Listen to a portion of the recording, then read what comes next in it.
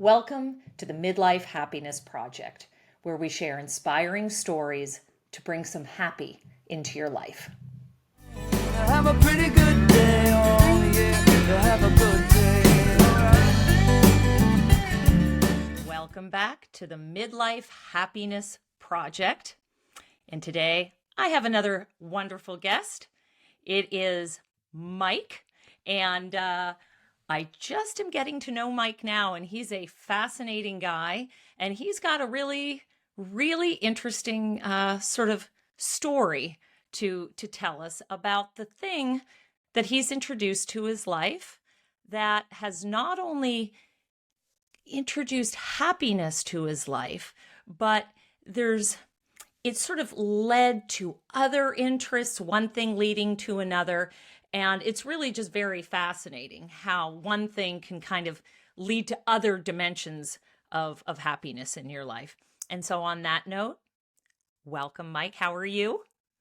Very well, thank you, Sarah. Nice to be here. Oh, I'm delighted.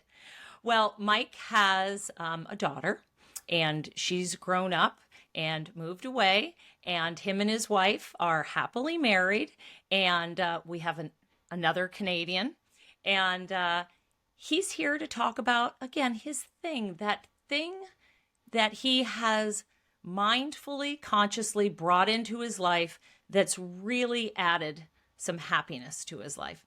And Mike, on that note, what is the thing? The thing, Sarah, is I think that I would describe it as a culinary interest. I belong to a men's cooking group, and that's really the thing that has sort of worked for me from working life to retirement life.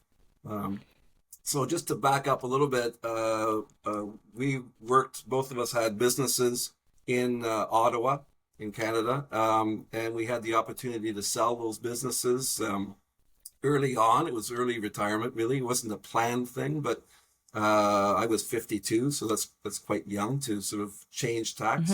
But we sold the business. We sold our house. We moved from a city that we knew and we knew a lot of people in to a small town, to a condominium, and to a lifestyle that was completely different in terms of a retirement type of step. But the one constant that I did have was I belonged to a men's cooking group in Ottawa for a few years. Enjoyed it. It was a good group of people. And when I moved to Niagara-on-the-Lake, actually a few months after we moved here, I said to my wife, I think this would be a wonderful place to start up a chapter for Les Marmitons. And when I looked into it, there had actually been a chapter that had been started up by a few friends just a few months before I sort of thought of it. So somebody beat me to it. But I quickly joined the local chapter. There are 19 chapters of this organization across Canada and in the US. So it's quite an interesting organization. And I've enjoyed it ever since. We've been here almost 20 years now. And I've been president of the local Niagara chapter for the last 7 years. So it's really kept me busy and interested and enjoying a different group of people. So a different group of members, as well as the chefs, as well as the wineries that are involved in pairing up with the food and so on. So it's a great sort of consistent thing that I've been able to and for those of people who are watching or listening, can you tell us a bit about Les Marmitons? Yeah, it's something that was started in Quebec about over 30 years ago. Les Marmitons, it means kitchen helper in French, so that's where it comes about. There are, as I said, 19 chapters that we now have, and we've got a few more chapters that we may add in the next year or two. Basically, what happens is in Niagara, we have about 30 or 40 men who are interested in cooking from all different walks of life, all different skill sets, but they're all interested in learning about cooking and enjoying eating and usually pairing it up with wine. So we meet once a month on a Monday night, which is where most restaurants are closed. We get a guest chef that comes in from one of the local restaurants. They volunteer their time, the chefs, and they come in and they'll create a menu, bring in the ingredients. We break up into teams. We cook from 6 o'clock till 8 o'clock at night, and then we eat and enjoy the food and the wine pairings from 8 o'clock till 10 o'clock. We're lucky here because we meet at Niagara College, which is a wonderful local college that has a tremendous culinary program, culinary hospitality. They also have a program for teaching winery, teaching brewery, teaching distillery. So we try and take advantage of all those components at the college. So it's fun. Yeah. There's so much to kind of take apart here because first of all, I think what's really cool about this is my understanding that this is just for men. And I think that that's interesting. There might be some women listening and going, well, hey, why can't I be a part of that? But the reason I think it's interesting is women, generally speaking, are very good about getting together, forming groups, be it, if they're playing cards or mahjong or book groups or even just getting together. But sometimes I feel like, I know this is sometimes the case with my husband, he's just sort of along for the ride and he needs something just for himself. And men, sometimes it just seems there aren't necessarily as many opportunities. And so I kind of like the idea behind this, that this is men getting together and cooking. And of course, the women in their lives are benefiting from this. That's true. I mean, and we've certainly discussed that topic, and I'm sure down the road there may be some opportunities to create a women's only similar group or to merge a little bit. We do have our next event actually in a week from now is our final event for the season. We start up again in September, and we always have a spousal event. So the men go in the afternoon, we cook for a few hours, and the ladies arrive at 5:30 for a nice reception and then a nice dinner. And we try to show them what we do. And so it's not just, going out and having fun with the boys. It's actually creating something that's quite good. And the other part of it, of course, is as my wife often mentions, I mean, I do bring home some leftovers every now and again, or I recreate the meal, a week or so later, which is part of the fun as well. So that's what we tend to sort of enjoy, at both ends. The other thing that I wanted to bring to everybody's attention, you may have heard Mike refer to retiring at the early age of 52. But the more I get to know Mike and I'm listening to him talk, it occurs to me, well, he retired from his previous job, but you actually never really retired. No sooner did you retire and move, then you started something else professionally in your life. Do you want to tell us about that? Well, I as I mentioned earlier, I'd taken a sommelier course, so I worked in the wine business here in Niagara. We're very fortunate. We have about 100 different wineries in the area, so it's a very big part of the culture and the neighborhoods, and just getting to know all the wineries and all the people that are involved in that business. When I was working at one of the wineries locally, there were a few other people that I was chatting to that were doing the same thing. They were younger than I was, but we started talking about the fact that in this area, there happened to be, as I say, a number of wineries, but no craft breweries. If you think of California, New Zealand, Australia, and so on, there are always a few craft breweries in the middle of all these wineries. And it just always made sense. Somehow in Ontario, we were a little behind that fact. And so the three of us got together and thought it would be fun to create a brewery.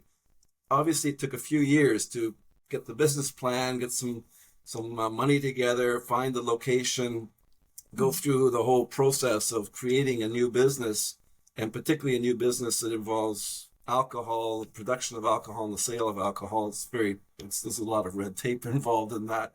But we were able to do it. It took us a few years. We opened the first microbrewery, craft brewery in this area. There are now over a dozen of them, so it's fun. This was in 2012 when we opened ours.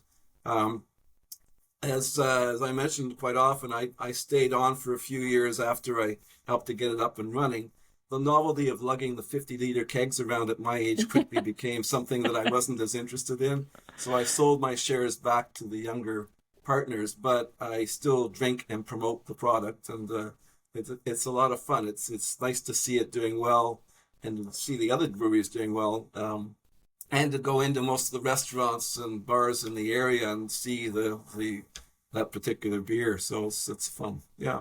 So it was an interesting definitely, project. it's not food, wine, beer. All of this is of real interest to you, and obviously is what connected you with the Les Marmitons. Let me ask you, how did you discover Les Marmitons? It was a friend of mine in Ottawa, Sarah, who was talking to me one evening. I think we were probably out for dinner someplace, and he said, "By the way, I belong to a club. I just joined it, and you may be interested in coming along and seeing what it's about." And that's how we get a lot of our members, just through word of mouth. They're invited in to come as a guest, and they'll come for 2 or 3 events. So once they've done 3 events as a guest, then they're quite often asked if they'd like to join. So that was what happened to me, and as I said, I kept it going when I moved to Niagara. But it's been fun, and you're right, it does tie into a lot of.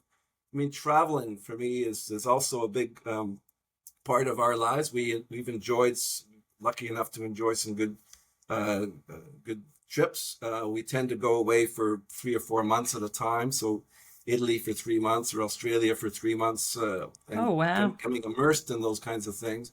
But food and wine are always part of our interest when we do travel, whenever we can. I mean, and so most of the places that we've been to, we've been fortunate enough to enjoy good local food and the local wines and the local, things that people enjoy in restaurants and bars and in that area. So it's fun. And what's interesting about food is whether you like to cook or not, the one thing that's undeniable culturally across the board, wherever you go, is food brings people together. Absolutely. It's always interesting here where we live. If you go to make plans, we should get together. It never even comes up, well, what would we do? You just automatically roll into, well, are we going to your house for dinner? Do you want to go out for dinner? Right. It's assumed that you're getting together for a meal. And so there's that huge social part of it. And has your involvement with Les Marmitons helped you socially in your community, especially considering you moved there from somewhere else? Did it contribute to setting you up with a good group of friends? It absolutely did. Part of it was the membership. So the 40 or so other members of Les Marmitons, all who had the same interest. When I walked into the room, I knew right away that we at least shared an interest. Right. So some of them have become very good friends. We've also met a lot of the chefs and people and that's an interesting group of people in this area. I've met a lot of the people that are involved in the wineries, from ownership to winemakers to people just working at the wineries. So all those groups have tied in to Les Marmitons, and it's been an interesting sort of part of our lives to create more connections and more people with similar interests, and that's really And has what's kept your us going. wife got to know some of the wives of these gentlemen in this? So it's bigger than just a group of guys getting to know one another. Yep, yeah, and we have a gala event every year in one of the different chapters. This year, actually, next month, we're off to New Orleans, which will be a fabulous place to be. I've never been before. Ellen has been, but I have never been. But there are 2 chapters in the U.S. that have decided to do an off-site gala event. So there are 14 of us from the Niagara chapter with our spouses that are going to go to New Orleans for 3 or 4 days or 5 days, some of them a little longer, just to make it into a holiday. And that group, we've already had a few meetings together with the spouses to make sure that we get to know each other before we go. I think that's going to be a lot of fun, and we're going to explore a new area for a lot of us, but we'll do it together and with the same kind of focus on food which there is plenty of in that particular city. which I think everybody likes. Yes. Maybe if you could describe for us, because I'm listening to you talk about this, and it's so interesting. And I think what often people, they have an interest in something, but it's sort of intimidating. They think, I don't really know if I'm good enough to qualify for this. Can you give us a sense of the first time you attended one of these? I don't know. Do you refer to them as meetings, gatherings, cook-offs? I don't know what term you'd use, but can you describe like the first time you went there and sort of describe the experience? Yeah, I think to your point, there, as I mentioned before, a lot of these members have very, very different skill sets in the kitchen. So there may be some that have, really enjoyed the chopping vegetables and just do it like a master chef. But others are just like home cooks, just chopping away. What brings us together, I mean, our tagline is friendship through gastronomy. And that's a great tagline. What we want to do is have fun, be friends, have some camaraderie in the kitchen. We also want to learn something. So if we can walk out from that evening's event and have had fun putting it together, have enjoyed the meal, but have learnt a specific skill of how to fillet a fish or something like that, that's a perfect event. That for us is what we really enjoy. So it's not intimidating in that we break up into teams. If you don't feel comfortable, filleting a salmon, then you can work on the vegetables or the salad or the soup or that kind of thing. And we're all there to help each other. Plus, the guest chef is there to oversee and to help as well. So that's our whole idea, is to create an interest but have some fun. So it's not a pressure group at all. Right. It's having some fun. I think I speak for myself. You've heard the term joiner. There are some people that just join clubs or organization, and it's easy to sort of compartmentalize people. And are you a joiner or are you not? But what I think is kind of fascinating about what you're telling me about Les Marmitons is it's not really a club. It seems more just like a group of friends. And you say it's not so much intimidating as it is a really great opportunity to learn about different foods and way of preparing it.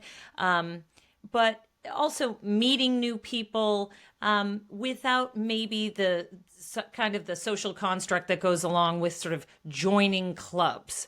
I think we all know what that means. Sometimes there's sort of a social pressure that can go along with it. And this doesn't sound like that's what's playing here. No, I agree. It's very relaxed. As I mentioned, people are welcome to bring a guest to come and join us for an evening's event. And they may decide that's not for them, or they may come back and join again. Often people will come, try it out, and they'll come back. So it's interesting. I think for the most part, people are intrigued by it. And it's the same with the chefs. As I mentioned earlier, we're inviting chefs to come and dedicate an evening to having some fun in the kitchen. And they willingly will come, and quite often they'll say, that was so much fun, I'll come back and do this again, in a year from now or 2 years from now. So we always have a list of all the chefs that we want to invite for the first time or for the third time. So there are a number of chefs that have come to us and worked with us over the 20 or 30 years that have come back every few years. So it's fun from a lot of different walks of life. What I like about this conversation is I think what's going to end up happening is people who are listening, you're going to have two groups of people, men that will start researching this, but then you'll also have our female listeners who want to sign up their husbands because wouldn't it be nice if a man cooked? Well, and that's a bonus.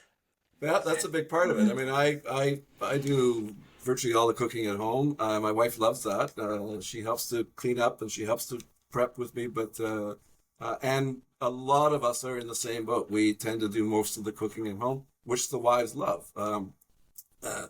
It's an interesting dynamic, I think, what we've sort of created. But the bottom line is that it's something that is enjoyable, but it's creating a bit of a skill set as well, and it's something you can take home with you and learn. If you learn something that evening, you could try it again the next week. And create so you talked about the offshoots shoots of from something like that. We do a lot of entertaining, and we tend to entertain here. When you say, let's get together with friends, quite often we'll say, well, let's get together. We'll have dinner, and we'll have dinner for 6 people or 8 people. And I don't just do pasta. I just, I'll do something 3 or 4 courses. And sometimes we go all out and create a menu and have some wine pairings, depending on who we have over. But it's fun. I enjoy doing it, and that's part of what the skill set that I've learned to be a little more relaxed in creating that, even for people that have never, come to my place for dinner before. I still feel comfortable enough to create something and take a shot at it. So it's fun. Yeah.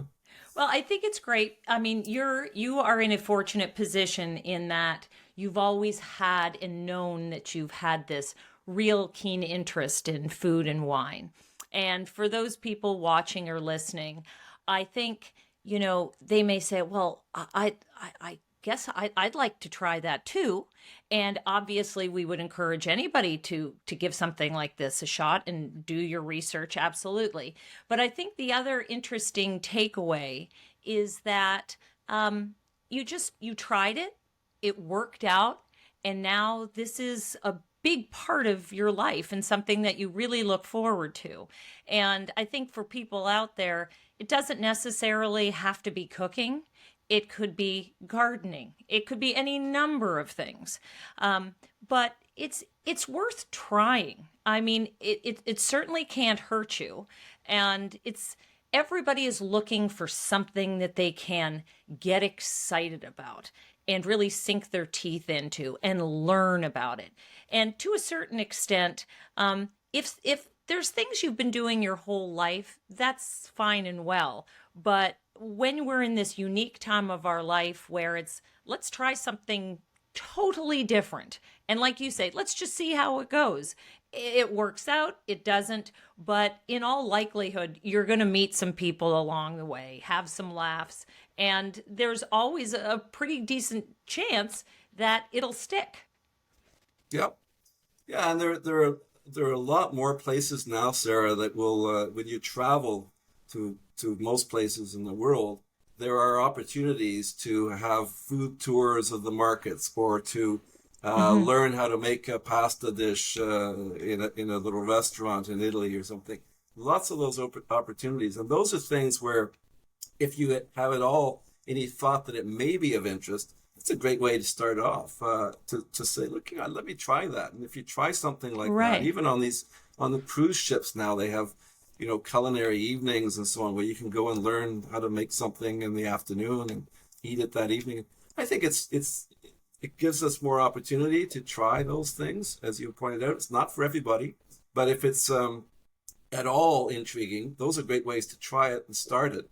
And if it is of interest and something that becomes a bit of a passionate thing for you, then expand it and maybe try and find a similar type of organization to Les Marmitons. There are lots of others out there, I'm sure.